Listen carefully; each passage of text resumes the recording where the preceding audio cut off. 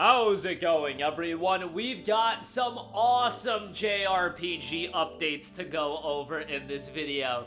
And I'ma tell you guys right now, come fall of 2025, y'all gonna be absolutely sick of hearing me talk about The Legend of Heroes Trails in the Sky, the remake of the very first game in this Legend of Heroes saga, and the game that a lot of people consider to be the starting point, the game you should start off with in The Legend of Heroes.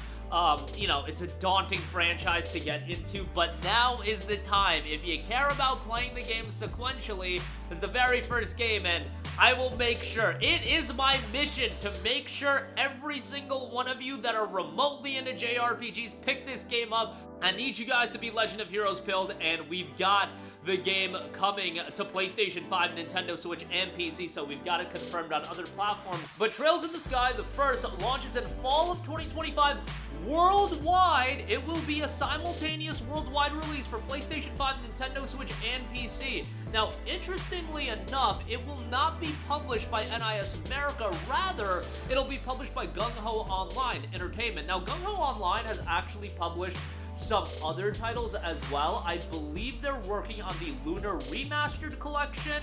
I believe they also worked on the Grandia HD Collection.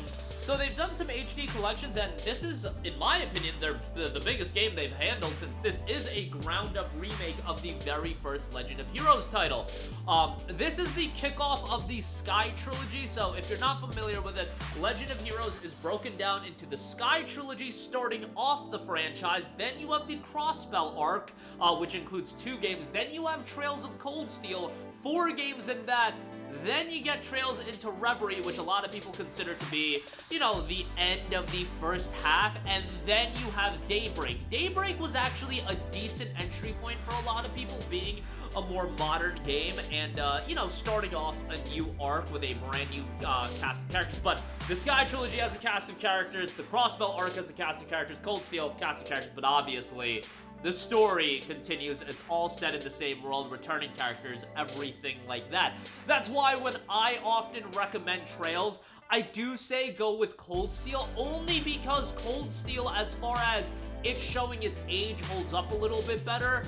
If you have an ideal world, obviously you want to play them sequentially. However, Sky isn't even available on PlayStation. It's available on PC, and I guess you could dig up your PS Vita and play it on there. But you get the idea. Now that we have a ground-up remake, this is so exciting. And guys, we need this to do well, and I have a strong feeling it is going to do well, because I think there is this clamoring of people wanting to get into Legend of Heroes because the franchise is being received so well. However, it's a daunting series to get into.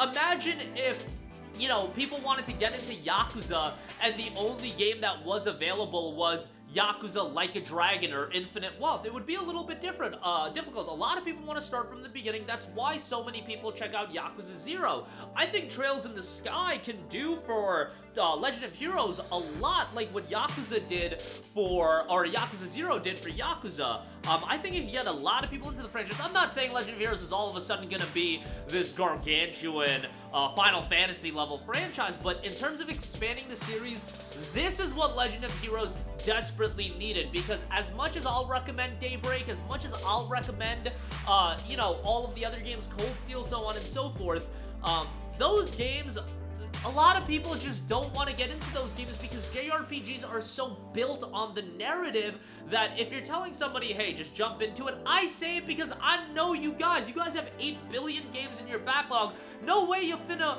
work through every single game. You're finna dig up your PSP to play Trails in the Sky. Well, like, that ain't ever happening. However, now, with Trails in the Sky the first, you can play that, enjoy that game in a vacuum without feeling like you have to play all of the other games previous to it, like if you did Daybreak.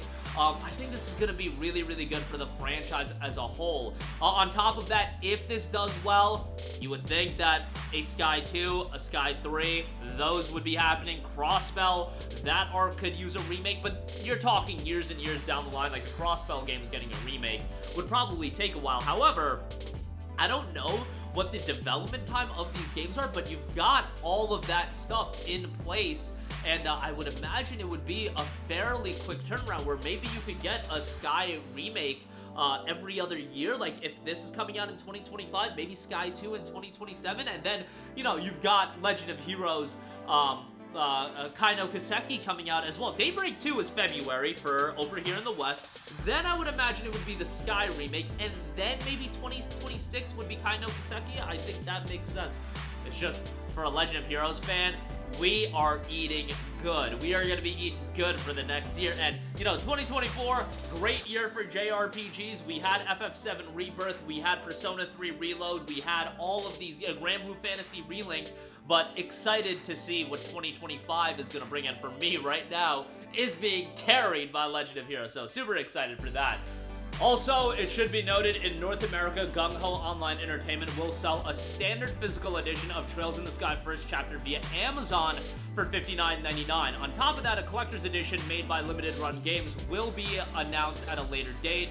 That'll also be available in Europe. Clear River Games will distribute the standard physical edition over there for $59.99 as well. So you'll be able to get a physical copy of the game, and I should note, NIS America, with their Legend of Heroes games, you guys, those are games that come in stock, and once they're gone, they appreciate in value. Look up the physical prices of Trails into Reverie, of Daybreak obviously just came out, but Reverie, Cold Steel 3 and 4, like, those games all go up in price, and it's a little weird as far as that's concerned. Obviously, digital is digital, and those aren't going to go up in price, but incredibly excited about that. I would recommend getting a physical release on that.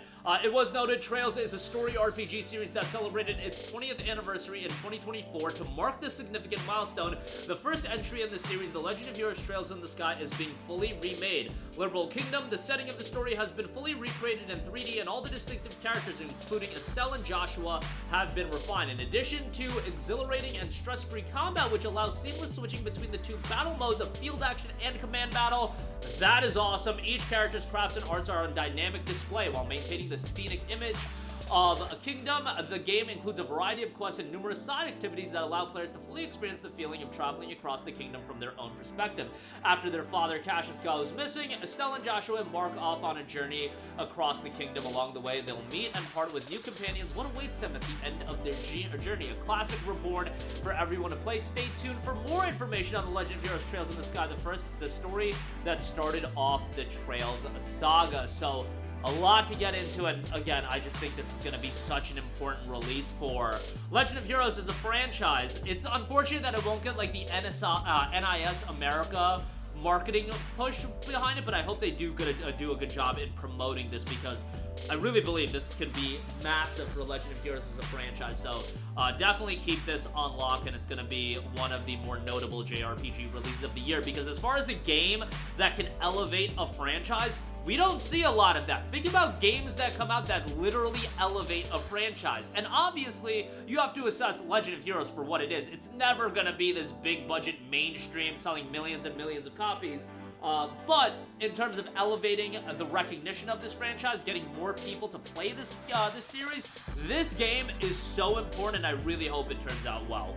But that'll do it for me. Again, you guys are gonna be sick and tired of me talking about Trails in the Sky, the remake. And I'm more excited for Daybreak 2, to be perfectly honest, me personally, but I know that Trails in the Sky getting a remake means more for Legend of Heroes as an IP, being appealing to people over here in the West especially. I just think a lot of people can be introduced with that game, and I think it's so important they do a great job with that remake. And maybe you guys think I'm overselling it, but I think for Legend of Heroes to grow, that game needs to be really, really good. You already got a great story in place. Just do what you did with Daybreak. Do the Daybreak style. Do it with, Trails in the Sky. We golden. We chillin'. That's all we need. But, yeah, super excited for that. Let me know all of your thoughts in the comment section down below. As always, sound off there. Thank you for watching, and goodbye.